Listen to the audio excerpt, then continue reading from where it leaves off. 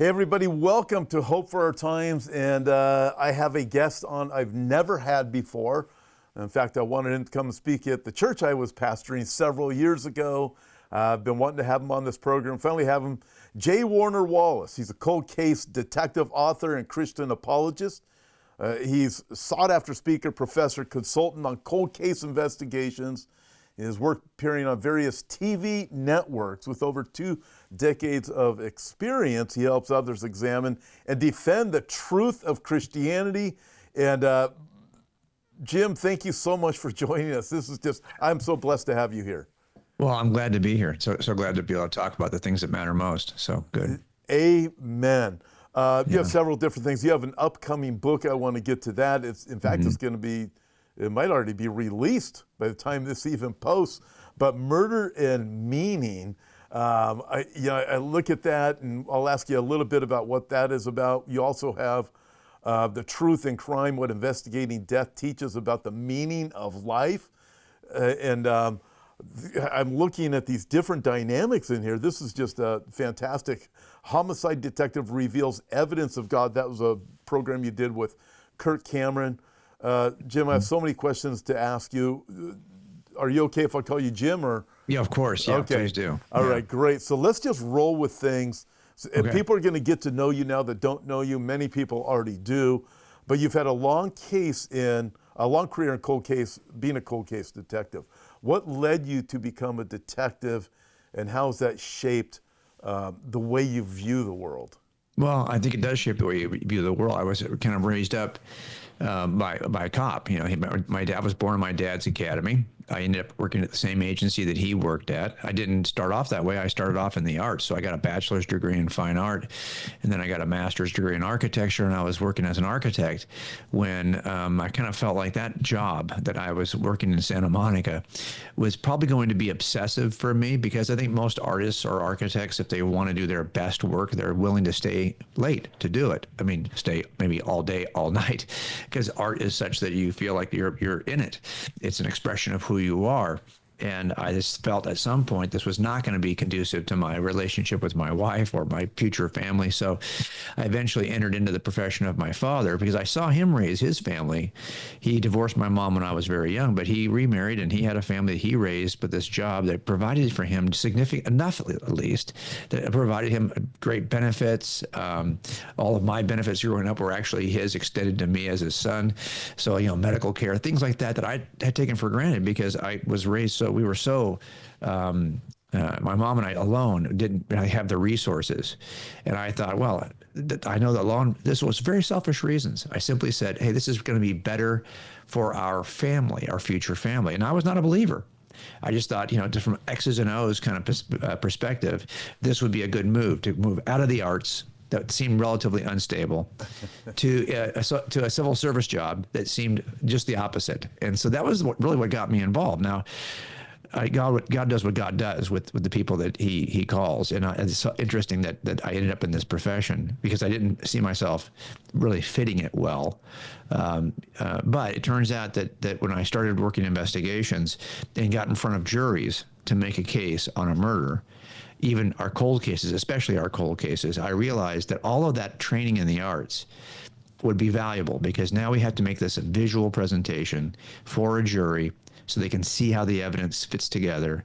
And so we had great success working on these unsolved murders, just because we were able to image the cases and bring together visually all the elements of the case.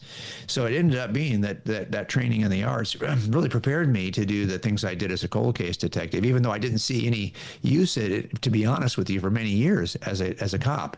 If you're a cold case detective, you're starting off as a patrol officer. And you're just working patrol. And in those years, how often am I using my art? Well, I would get called out to every murder scene from the time I was a rookie until I started working murders. I got called out to all of them because they either wanted me to draw them or they wanted me to build models. So I needed to measure them up front so I could build the model later so they could go to trial. So all of those skills that I kind of laid dormant kind of came to life as a detective. And that did kind of open up my career. And if you think about it, that's the career. All the episodes of Dateline we did are the very reason why we had opportunities after I left that job to talk about the gospel in a very evidential way. I don't think if I had not been in that cold case team, I don't know that anyone would ever have published a book under my name. So I think it really God's, God ordains these things, and he takes these weird elements in your life that don't feel like they're very connected, and he connects all those dots. That is great. I think a lot of people have a hard time understanding, a lot of Christians have a hard time understanding they're in ministry no matter what you're doing. You don't have to have an official position. That's right. I've been officially an ordained pastor for a number of years.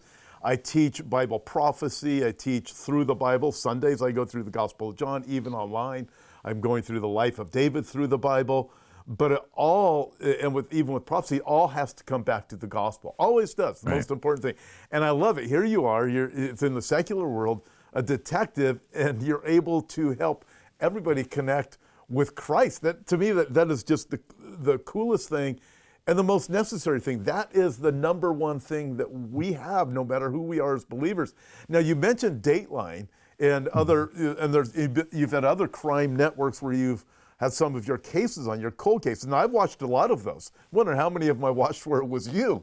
But is there one in particular that is the most memorable case you've done, and what made it stand out? Well, I get asked that question once in a while. I don't know what's the most memorable. I think that the one that probably had the most impact on my family was one that was just a small little internet reel on NBC Dateline. It wasn't actually a full episode. Some of the other ones that made full episodes, they were important cases. Every case is important, especially the families that you're trying to help who have been waiting for justice for many decades. But I had a case that was my dad's case, and that's why I think it sticks out in my mind, is that it was my dad's case from 1972. It was unsolved. It involved the murder of a 10-year-old. I was about 11 when she died, so this was pretty close to the age of his oldest child, so it shook him, and then it went unsolved. And so when I came on the job and started working as a detective, even though I wasn't assigned to robbery homicide, I started to kind of look at his old cases, and I was kind of wondered, like, which of these could I open and just kind of chip at, just kind of work them on the margins, because that's what almost all unsolved murders, that's how they're worked nationally. What typically happens, only about less than 10% of agencies have a full-fledged cold case team. It's typically just investigators in every discipline that maybe will pick up a case and they're interested in it for some reason. Well, that was me with my dad's old cases, and this case didn't get solved until 2019. So that case stayed open from 1972 to 2019. And that's one of those cases that when it finally does get solved, I remember it wasn't just my dad who was happy to see that it wasn't an open case anymore, but I remember at the press release for this, and Dateline was there, they interviewed all of the detectives from the 1970s who had touched the case. And there were so many because it was a huge case in our city. And we had over 400 leads in that case. It stayed open all those years. And some of the detectives who worked the case, it troubled them. And you never would have known it at the time, because I knew these guys as a kid. They were my dad's friends. And I remember the scene, thinking of them as very kind of rough around the edges, stoic, emotionless, and then as you see them now in their 70s and 80s, and they're coming to a press release of a case that they were unable to solve, and they finally figured out who killed this little girl. Well, you can see they were very emotional. A completely different side of the people, the older guys I knew as a kid growing up, my dad's friends. So I think that was really satisfying to see that justice. Well, we didn't get justice in that case because it turned out we identified the offender several years after he had died of just natural causes, just died of old age. And that was it. So we were able to kind of at least say that the case is solved, but we didn't get justice on the case. We never get closure on any case, because the reality of it is that we're never going to be able to bring your dead, daughter back to life. But we often are able to get justice where there hasn't been justice before. And that might, for some people, that's satisfying enough because they've been waiting for justice for decades. But for others, it's never really that satisfying. This is why the Christian worldview speaks into this, right? Because We know that we often long for justice that doesn't seem to be met out in our lifetime. We have these desires for justice and for all the things that God has wired us to desire. And we find that it doesn't actually often happen in our lifetime. And so we're desiring something that really is only going to be satisfied in eternity. And that really should speak to the existence of eternity, because as C.S. Lewis would always say that, look, if I desire things that cannot be satisfied in this lifetime, there's a good chance I'm designed for a different life. And that's exactly what seems to be happening here. And you do see this a lot with cases that stay unsolved. That was a great quote by C.S. Lewis. And just thinking about what you said, here's this person who dies of natural causes before the case is solved. But as you were talking, I couldn't help but think, however, everybody's going to stand before God. And I love how you put that, because there's so many things that we want justice for now. And the reality of it is, you said, it's just, we're just not going to see it on this side. And absolutely. Yeah. And there's cases that I have on my files even now that I still have a whole folder full of cases that I could go back and work if I ever got the mind to do it, because there's just not, every agency struggles with this, but there's just not enough people to work the cases that stayed unsolved, that were maybe before your generation. Like, who's paying attention to that? You get assigned a robbery homicide, you're just dealing with the fresh cases. You don't have time to go back and look at somebody else's unsolved. But so there's a bunch that are still unsolved. And that means that those families likely will never see justice in their lifetime. And then how do you reconcile that? Yeah. Like, how do you sleep at night? Well, you sleep at night because you know that nothing goes unreconciled. Everything eventually comes before the throne of God. And so if that's true, then you can kind of let go of these things and hold them with a more open hand, because you know that God's hand's already on them. Yeah, such faith is necessary for that too. And, understanding that is part of the living by faith. It's not just faith that you're going to have money to pay your bills, faith that God's going to take care of this or take care of that, but that all justice will come. I think in Revelation chapter 19, the Bible's very clear. Listen, Jesus is going to, he comes in power, in glory, and in justice. And justice will happen. We have a very just God. Praise God for that.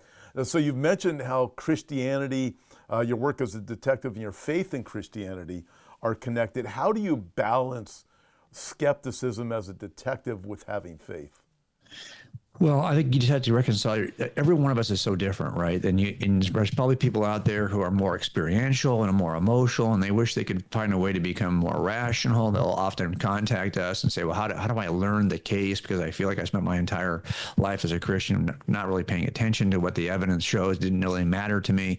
I have a more experiential, emotional kind of faith, which is great, but they want to stretch it in this way. And then you find people like me who maybe are more rational about this and a little more stoic about it, that wish that they could have a more experiential faith and have a more emotional response. I think that each of us is designed in a way that God has designed us, and I just have to get comfortable in my own skin, right? So there's a skepticism that I have about everybody. And a lot of that is kind of how I was raised. If you're from a divorced family, I was 3 when my parents divorced, and that was 1964. So that was at a time when you didn't have as many divorced families as the norm. I didn't really know any other kids who came from a divorced family growing up. So there was a deep skepticism I had about life to begin with. I was with somebody who shared everything about her life with me. My mom was very transparent about what was going on in her life, and a lot of it was troubling. It's the kind of stuff you really don't want to expose. You always say you want to protect the innocence of your kids as long as possible, and that's probably a good strategy, because what it developed in me was a certain amount of pessimism about life and about people. Now, that served me well as a detective for sure. Because if you assume the best in people, no one ever goes to jail. If you assume the worst in everybody, someone's eventually going to go to jail. Because at least you're not treating everyone as though they're telling you the truth. You're treating everyone kind of as like they're all a liar until I prove otherwise. And that has been, sadly, that's just a part of my nature. Now, that has served me well in this discipline because I'm suspicious of everything. And I'm always aware of the risk assessment. So in any situation I walk into, I'm always thinking, well, where is the killer going to emerge? Like, where is the threat going to emerge in this space? Now, it means you have to kind of try to moderate that if you're just going to a restaurant. No kidding. You have to kind of moderate that. But here's what's good about it is that if you are thinking that way all the time, you're far less likely to find yourself in a compromising position. So can God use that? Yeah, I think he can, because it turns out that there's lots of competing views of God that are out there that even cloak themselves in some veil of Christianity. And if you're not skeptical, you're likely to find yourself in a place that's close, but not right. For example, my dad remarried, and his second wife is LDS. She's a Mormon. She raised with him 6 children, all raised in the LDS system. My dad's not a believer. He's a pretty skeptical atheist, but she is a Mormon. And when I first started coming to faith, I was presented with the Book of Mormon pretty early, because my sister, who was then in college, because I was 35 when I came to faith, she said, hey, she sent missionaries to my door, and they presented their 8-part gospel of Mormonism. And I wasn't sure what to believe. I wasn't a Christian yet, and I was still examining the scripture, because that's how I became a Christian. I simply was exposed to the gospels, and I began to test them as eyewitness accounts. I use a template, and I've written about this in Cold Case Christianity, a template that we use in every criminal trial to test eyewitness accounts to see if they're reliable. Well, this is the only way I knew to test the gospels. And I needed to do that because I was also holding a 4-part scripture of the Mormons, the quad, the Old and New Testament, the Book of Mormon, the Doctrines and Covenants, and Pearl of Great Price. I'm holding this scripture, and I'm reading through it at the same time I'm reading through the Old Testament. As a matter of fact, I finished the Book of Mormon, all the Mormon side of that quad, I finished before I finished the Old Testament in my own Bible. And so I'm trying to figure out which of these two systems is true. Are they the same thing? And I think if you've got any Mormon friends, you already know that's kind of the position they're in today. It used to be, and when we were growing up, that Mormons did not see themselves as Christians. But now, of course, they basically want to describe themselves as a denomination of Christianity. So it turns out that skeptical attitude that I had about everything, that says everyone's a liar until I prove otherwise, is how I became a Christian and not a Mormon. Because I applied that skepticism to both books. One passes, one fails. I always say I became a Christian at the exact same time I became a not Mormon. Because that approach, that skeptical evidential approach, will lead you to truth, but it'll also protect you from error. And that's why I think that, yes, so can God use that kind of skepticism? If you're one of those people that says, yeah, you're kind of a glass half empty person like I am, that's okay. Because God can use that to help you show some discernment to people who assume the glass is always full. And it's important for us to have some of those, at least, in every church body. Well, that was just great. That alone was just great to have you here. Although you're here for a little bit longer, so for us. But that was just fantastic. Let me ask you this: it's about your book that came out last year. Last May. Yeah. Yeah. The Truth in Crime, What Investigating Death Teaches Us About the Meaning of Life. And in that book, you explore 15 life truths that you've gleaned from both contemporary murder investigations and ancient biblical wisdom. Can you tell us a little bit about that book? Yeah, so I've been wanting to write that book for a number of years, and I've written a bunch of books in between, but that's always been in on my list of things I wanted to write, because when you work cold cases, you do learn about the truth in true crime. I mean, the reality of it is that there's a lot of stuff that you pick up in terms of human behavior. Just you see it over and over and over and over again, the same way that people make the same mistakes over and over and over again that lead to the same conclusion over and over and over again. And there's certain principles that if we would simply adopt them, it's kind of like the reverse of everything you see working crimes. If you would simply adopt these principles, you would flourish. And so I knew that, kind of like when Jordan Peterson wrote the 12 Rules for Life, I mean, that there is a sense in which I think there's some wisdom to be gleaned. He's gleaning it from his practice as a psychologist or a psychiatrist. He's getting it from the sciences and I get it just from watching murders. If you investigate murders and true crime, you're going to discover a bunch of rules for life. And those rules for life are actually the same rules that secular studies would argue for. And I've collected all of the secular studies in all of these 15 areas, these 15 rules for life. And it's really quite powerful to see what secular science says. because it turns out they're simply affirming things that are ancient in the scriptures and have always been in the scriptures.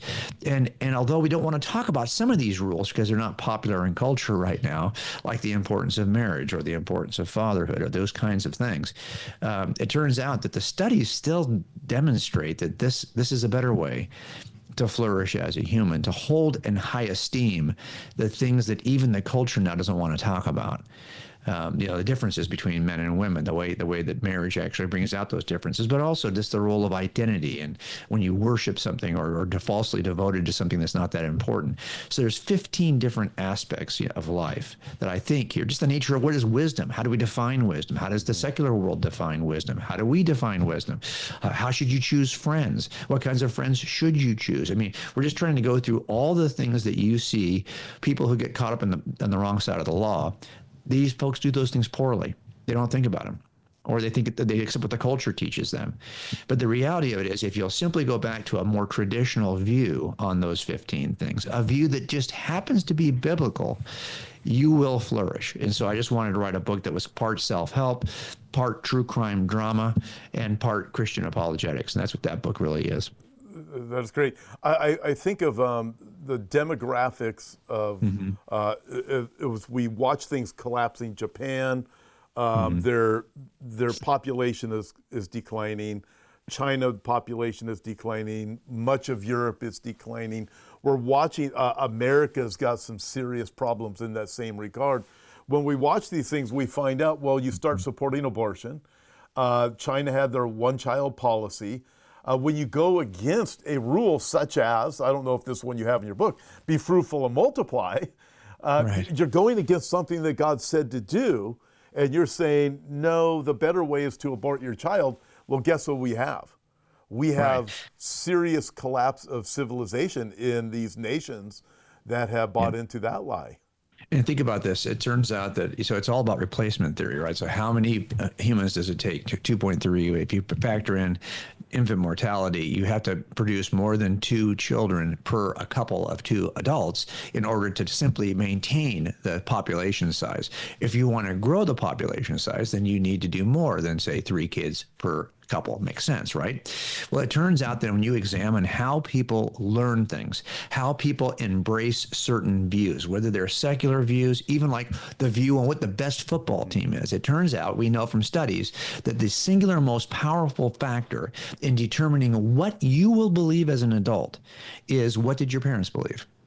Still, that is still the most, the truest and most reliable way to determine what you will probably believe. And you might take a season where you're going to reject it, but ultimately you're going to come back and end up parenting like your parents parented, end up living like your parents lived. We just see the model before us. Now, why does that matter? Well, it matters if we stop having kids, because it turns out then that this mechanism for passing on a worldview is going to shrink, because the mechanism, the chief and most powerful mechanism, is simply birth rate. And if there are groups out there, for example, like people who believe in Islam, who are willing to have 4 and 5 and 6 kids per couple, well, then you're going to see not just an increase of folks who identify as Islamic, but you're going to see an increase in the influence of Islam on the world, because it turns out, once again, we're more likely to believe something is true if our parents believed it. So if you just said, hey, I've got kids and I'd like to be able to pass on to them and I'd like them to be raised as Christians, well, we have to spend some time doing that. But we also have to think to ourselves, well, how many kids do we have? If you're looking to replace the 2 living Christians in your marriage with 2 additional living Christians to take your place, you're going to have 2 at least, probably 3. And you're going to have to do a good job of passing on what you believe. And you want to, and so that's why I think it's important for us to think about birth rates, to think about what is it. And most of it is not so much even the abortion issue. It's the fact that we are willingly stopping ourselves from getting pregnant.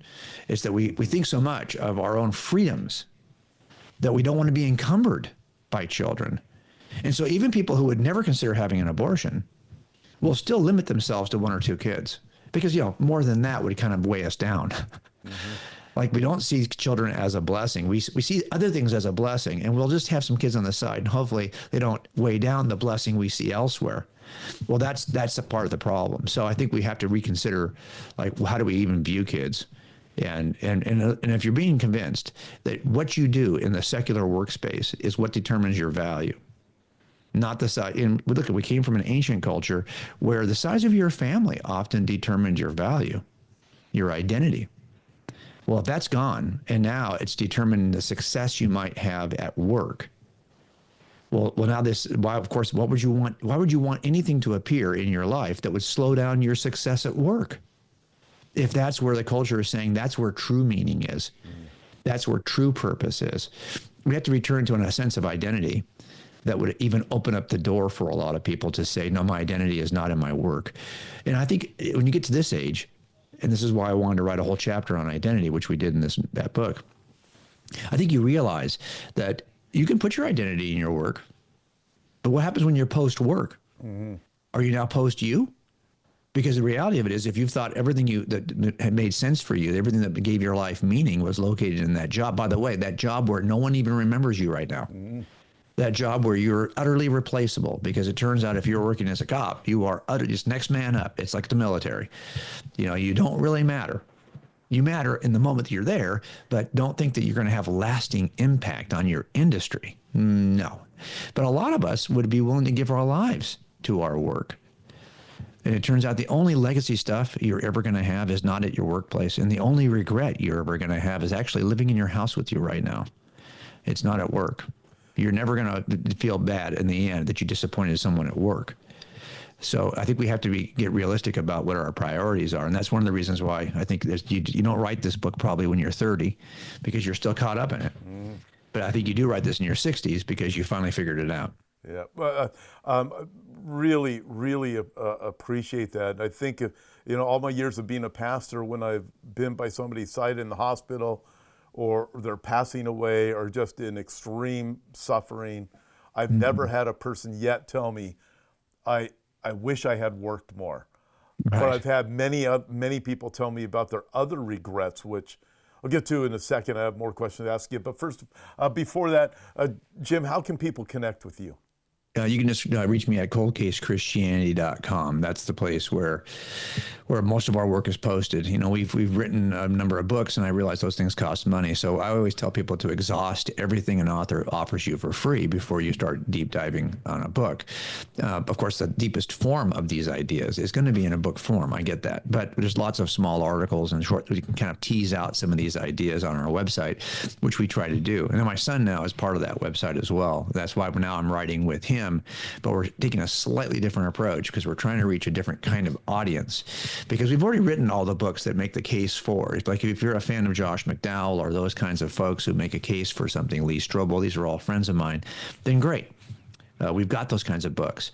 But I think there's an entirely new generation that is not interested necessarily in long form written books, nonfiction books. They're really looking for something that will light up their imagination a little bit. And I think as Christians, we believe there's a God who is Lord of all, including the arts, including areas that we kind of have written off, or we would think, oh, it's not worth pursuing. So in this season, my son and I are starting to write things that are a little more visual. And so we just finished a graphic novel. And the idea here is that, my son's a big comic book fan. He's 36 years old. He's been on the job almost 15 years as a detective. So he kind of knows the profession the same way that I knew it. And so we thought, well, what if we partnered together and we wrote the detective drama that would just begin to tease out some of these plain Christian truths without being preachy, because we've done a lot of that in our other work. So now we're thinking, okay, what can we write that would come alongside the case for books we've written, and really just kind of make a more artistic presentation of life and how Christianity might impact life. And so that's what we're trying to do now. Yeah, that's just fantastic. I love that approach. It's understanding. We have a whole younger generation that is behind us in reaching out to them. I have a friend, he's an illustrator, a comic book illustrator, and he's designed books based on that, and they're very engaging. I mean, even though much of it is directed to a younger audience, I tell people they're 60 years old, hey, pick this up. You're going to learn an awful lot from it. Well, yeah, and what's interesting about that is that it turns out that this, comic books were probably in their heyday when? In the 60s, perhaps? So it turns out there's a lot of folks who are my age who grew up with comic books. And for my son, it's still a major form. He's far more likely to pick up an illustrated novel, which is basically, it's an illustrated novel is just like this one we just did. It's just a thicker version of a comic book. So when you read it, it reads like a comic book, okay? But it's a novel in length. So I think that's a generation I think is far more likely to seek those things. And if you think about it, so much of the movie content that you're watching today started off as either a comic book or a graphic novel. As a matter of fact, Marvel, when they're teasing out a new character for the movies they're writing, they typically will start with a comic book version so they can kind of work out the bugs. And so what these comic books become are kind of like storyboards for movies. And so because we've become a visual, if you're interested in movies, that same audience is probably not going to read the novel version of that movie. But if there's a graphic novel version of that movie, well, then they're going to shoot through it. So when we heard that this comic book company called Corvus Comics, and they're still online, was going to partner for a season with our publisher, David C. Cook, we immediately reached out to them and said, hey, we've got an idea for a graphic novel related to a murder series that would reveal some truths about Christianity in terms of how we ground human value. Like what makes life meaningful? What makes any particular human valuable or meaningful? You often discover this when you work murders because, for example, not every murder that happens in America today will even make the news. A bunch of them won't make the news at all, maybe locally and not even that much locally. As if those murders don't matter. Like what it turns out, though, there are some murders that make the national news and change law at the federal level. Why? What makes those people more valuable? And so we have to kind of wrestle with this idea. And if you're a homicide detective, if you get assigned that case of somebody who maybe was not considered as culturally valuable as that celebrity, but you're still going to work it the exact same way because it's out of duty sometimes that you work, or maybe it's out of pride. I don't want to have an unsolved case. But does this person who doesn't have the same cultural value as that celebrity, is that even true? Of course not. But then how do you ground human value so you realize that everyone's murder is worth working? So that's what this first novel is going to look at. It's going to look at a series of murders by a serial killer who is increasing the target from people who are not culturally valuable in the eyes of the society to people who are. And it starts to question, well, what makes you valuable in the first place? Why would we even think such a thing? Well, it's because we're allowing the culture to determine value instead of allowing that value to be grounded in the nature of God. So I think this is something we can explore without being too over the top. So if you read this book, you would think, it would take you a while to realize, there's an embedded message here. Because we want to suck you into the story first before we start to talk about the embedded message. But in the end, I hope is that it'll start you thinking about, yes, it turns out that life without God, it is not as sensible as life with God because it's so hard to ground the things that we know by experience are important. How do you ground those if there isn't a God that makes them important? Then it's just a matter of personal opinion. And that's why serial killers who hold a different personal opinion do these things. Because they're not looking to the same source of morality that we as Christians are looking to. They've created their own sense of morality. So that's the kind of stuff we're trying to explore in these novels. Wow, just working through all of these things and able to take people to the place of thinking through, what do I do about Jesus? Do I need Jesus? Right, right. I just love that. In fact, I have a Sunday morning message through the Gospel of John. One of them is the Jesus problem. It's with Pilate when he's faced with Jesus, and we know what his solution was. Try to wash his hands of it. I'm not going to make a decision one way or another. Well, that is a decision. And going back to something we were talking about earlier also, putting some of these things together, life without regrets. I know I told you shortly before we came on that my mom had recently passed away. Mm-hmm. And at the time of this recording, it was just the other day. And, she lost her eyesight about 3 years ago, maybe 4 years ago, so she is blind, 92 years old when she went home to be with the Lord. But my dad told me that he said, you know what she told me?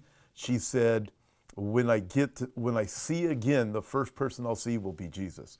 That is so encouraging. And my mom and dad, they come from previous generation, the greatest generation. They're part of that, right? Right. So they had 8 kids. So I have 7 brothers and sisters. And this is interesting. All of my brothers and sisters got to see my mom before in her last week. All of us did. Wow. All of the grandkids did. And my kids did. And that speaks to not having regrets and going back to the whole demographic thing and people being selfish. I don't want to have any kids. You will come to an end, and that job, it's going to be over. And when and not all of my brothers and sisters are believers in Christ. Trust me, we've had a lot of interesting conversations, but this is just so it's walking through the whole purpose of life, the meaning of life, even as your one novel, and then you have your new book out too, and then what you're doing with your son. I think it's just so strengthening. And I think this also strengthens people that are going to be watching this that are thinking, well, what do I do? You know, I'm a cop. I clean houses for a living. You know, I whatever it is, right? But there's ministry wherever we are and whatever God has done with us. This also interesting. I'm going to come back to you. This isn't a show about me, but when I was working in title insurance for a number of years before I became a pastor in Orange County, California. And I learned all these things that I had to learn that were tedious and sometimes miserable. It was all this law. It was all real estate law, right? And I learned so many things, and I was forced to study and forced to do things that I wouldn't have done on my own. Well, I used to wonder, what is this all about? And then after I became a pastor, I realized all that training of my brain, it was so necessary for me to understand how to study the Bible, the commentaries, the theologians, putting things together. And I was always looking for a bad guy too. I was constantly looking for the person who was a fraudulent transactions, that kind of things. Certainly not to the extent that you did, but I needed that past, so God had me go through that past, and I am able to put it into the work of ministry. And this is what God does. Let me ask you this, Jim. Many people struggle with the relationship between faith and evidence. How do you think faith and Christianity can be supported by evidence? Because you talk about this a lot. Yeah, I mean, I think that in the end,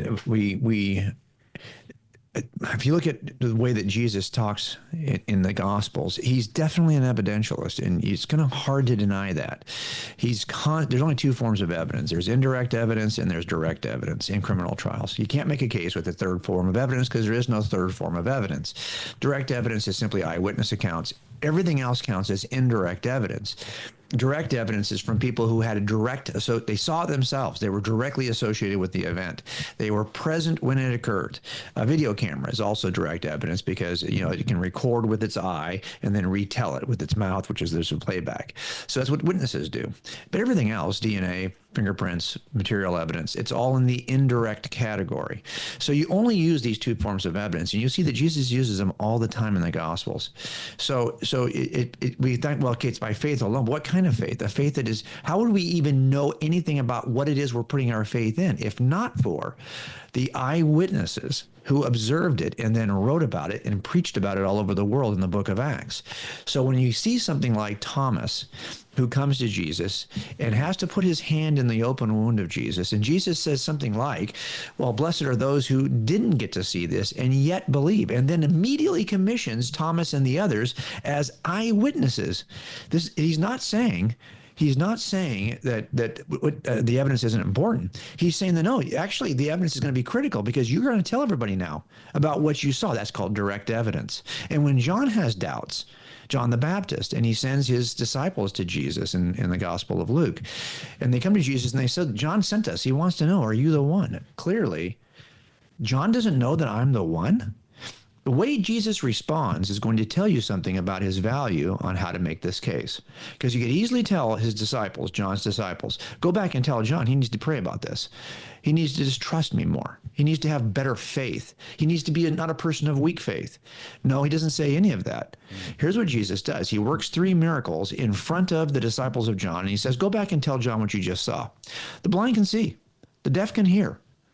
Why is he doing that? Because that's the indirect evidence. He's saying, I just did a bunch of stuff. He even says this in the Gospels, in the Gospel of John. If you don't believe what I'm telling you, you can believe the witnesses, John the Father, God the Father, John the Baptist. They both have spoken about me.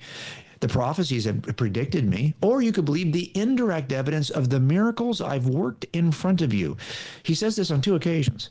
And why is he doing that? He's saying, look, there's 2 forms of evidence you could use to know that I'm who I said I was. Either the testimony of others or the miracles I showed you. And then he sends those miracles back to John the Baptist. He's basically telling John's disciples, here's the evidence. That is an evidentialist. That's somebody who doesn't think it's just blind faith. It's faith that's grounded. If you think you are trusting Jesus by faith, well, remember, what are you putting your faith in? The description of Jesus that's offered in the Gospels, which is the eyewitness accounts of Peter through Mark, of Matthew who saw it, John who saw it, and Luke who talked to all of the eyewitnesses, he says, and servants of the word in chapter 1 of his gospel. So you are getting the eyewitness accounts of others, which means that you believe something on the basis of direct evidence. Now, that's just the nature of our faith. Our faith is grounded in evidence, even if I wrote a book on this called Forensic Faith. It's grounded in the evidence, whether you like it or not, because it turns out that you only know something about Jesus because of the testimony of eyewitnesses, which means it was evidential to start with. By the way, it didn't have to be this way. It could easily have been that God would have just come to us in a dream at the age of 10. Everyone at the age of 10 gets their God dream, and the gospel is clearly produced in their minds, so they wake up the next morning and they make a decision. Or it could be that it's just an innate part of our DNA. Everyone grows up knowing this story innately. That's certainly within God's power. Instead, God uses the evidence of eyewitnesses to tell us what Jesus did in the first century. That's an interesting choice because it could have been otherwise, which means that your faith is really always meant to be grounded in the evidence. And I think sometimes reason why we're just too lazy to take that approach. I'm just going to be honest with you. And then what happens is our kids fall away and we wonder, what did we do wrong? Well, he didn't do anything wrong. I mean, everyone's rebellious by nature. But I do think that if you're more likely to talk about this claim in the New Testament as a factual reality about history, because it's demonstrably true, well, then it's harder to run from it. If your kids think it's just your personal opinion about how best to live, well, they can have their own personal opinion about how best to live. But if they see this for what it is, an historically confirmable fact of history, the resurrection, well, then you're stuck with Jesus.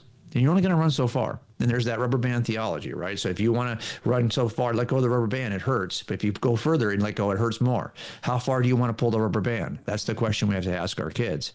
Because the reality of it is, if this is historically true, you're eventually going to snap back to the historical truth. I love that. I think of John chapter 9, the blind man who's healed. And he became a problem for the religious leaders. They had to do something. It's like, and when they're faced with the evidence of this healed man who simply says, I don't know who it was that healed me, but this much I know, I was blind and now I see. And then he was able to quote Old Testament scripture back to the religious leader. So he had some type of, obviously a biblical Old Testament understanding. He was Jewish. He had that and he was able to believe based on, I've read this, now I have my personal evidence. And when the religious leaders were faced with it, they had to make a decision. Do we believe him or do we reject him? And well, what's so interesting about that is you're absolutely right. The blind man is that piece of evidence. He's the indirect evidence, it's a miracle, that proves that Jesus is who he said he was. You'll see in that passage, right, how much time did the Jews spend really dealing with the claims of Jesus? Not much. What they deal with, most of it, is the strength of that evidence. Oh, you weren't really blind. Let me get your parents here. Was he really blind? Are you sure he was really? Do you sure? Like they're challenging the healing because they know that piece of evidence points to some reality that they have to eventually deal with. They would far rather just get rid of the evidence. This is why you see this over and over again, right? That it's not just that I've got to kill Jesus. I got to get rid of this Lazarus guy too, because he's evidence that Jesus, can raise the dead. So again, what this just shows you that the entire approach of God in the New Testament is, let me show you the things that will prove something. Will prove that it's not just the wisdom that's coming out of Jesus's mouth that makes a case for his deity. And it's not just the resurrection at the end, because he's doing all of that during his 3-year ministry before he ever rises from the grave.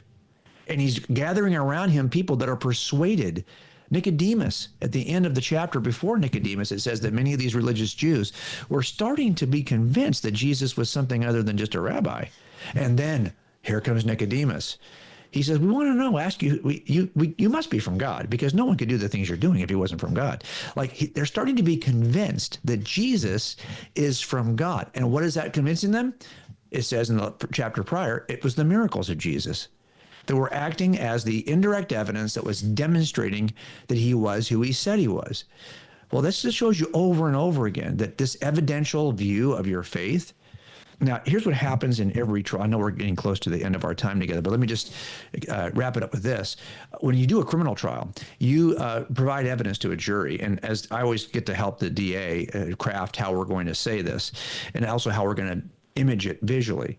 So we always tell juries that, look, we're going to tell you everything you need to know, but not everything that could be known, because those are two different things. And there's a lot of questions that we still have about why he did it or how he did it, but we can demonstrate that he did it.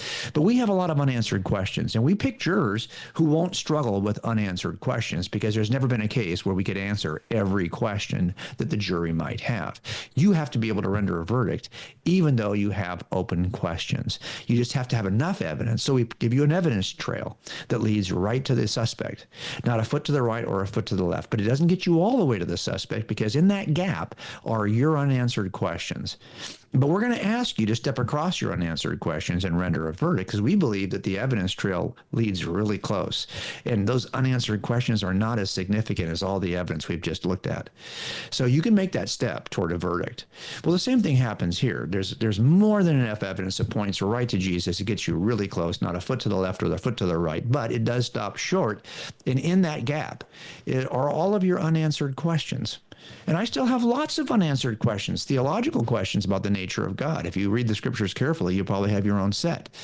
But you can reach across, you can step across the end of the evidence trail and render a verdict for Jesus, even though you have unanswered questions. If you think, by the way, if you're an atheist, you also have unanswered questions about some of the most essential features of the universe that you hope that someday science might offer a solution. But in the meantime, you're willing to cling to your atheism, even though you have unanswered questions. That's no different than a Christian who's following the evidence, who thinks that the evidence points in this direction firmly. And although we have unanswered questions, we step across that gap and we render a decision. And it turns out that's a very informed decision. Your faith is a forensic faith. It's informed by the evidence, as it should be, as Jesus wanted it to be, because he was such an evidentialist himself. He spent 40 days in Acts 1 giving the disciples many convincing proofs. That's the word used in the New Testament for evidence. Convincing proofs that he was risen he just rose from the grave. How much more do you need? Nope, apparently 40 days more. Well, that's an evidentialist who's committed to the evidence. You can make a decision even though you're going to have some unanswered questions along the way. Jim, it was outstanding having you on today. Looking forward to having you back on as soon as we can work that out. I wanted to ask you about the Casemakers Academy. I had about another 100 questions I wanted to ask you about. But with that, what a blessing it was. Again, one final time, how can people connect with you? Yeah, well, thanks so much for mentioning the Casemakers Academy. So we do have a free Casemakers course that's offered on our website. You'll see it in the top toolbar. And the idea here is it's a course I taught at Gateway Seminary for years. It is a 10.5-hour, 30-session course, complete written curriculum, complete video curriculum. And we offer that because we do think we need to have an evidential faith. And we know that we want to offer something that's really high speed, low drag. And that's what we think we have with this Casemakers course. So what you can do is just go to coldcasechristianity.com. All the books are there. But more importantly, the free resources are there. The kinds of things that we think we can bless the church with, that you can get at virtually no cost. So that's what we're trying to do at that website at coldcasechristianity.com. Wonderful having you on today, Jim. Thank you. Thank you, everybody, for joining us. And if you would, like, subscribe, and share this video. It's how we get the word out there. Share it with all your friends. We really appreciate the likes and subscribes, too. Can't do it without your help. Thank you, everybody. God bless you, Jim. Looking forward to seeing you again. And hey, thanks for having me, Tom. You bet. Talk to you all later.